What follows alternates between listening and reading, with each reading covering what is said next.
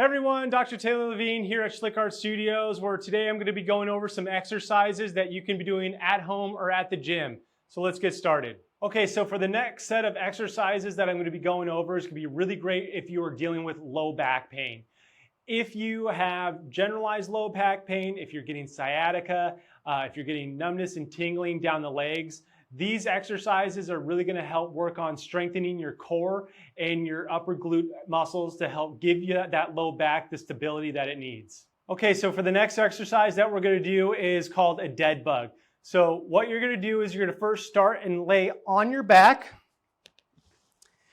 And in this position, if you remember from my previous videos of the knee to chest stretch, you're going to take your pelvis and hips, rotate it to make sure that back is completely flat on the ground and your core is engaged. Now, dead bug. Why is it called a dead bug? Because you're going to look like a dead bug laying on the ground. You're going to take both legs and bring them into what's called the tabletop position. And you're going to bring both arms and bring them straight up.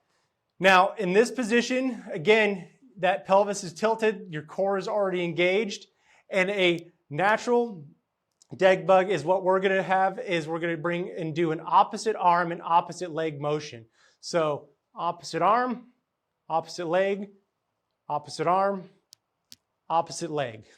Now, if this is too difficult for you, you can start easy by just doing one single leg, one single arm, one single leg, one single arm. Once you graduate from that and go to a traditional dead bug, you can also do same side for both sides.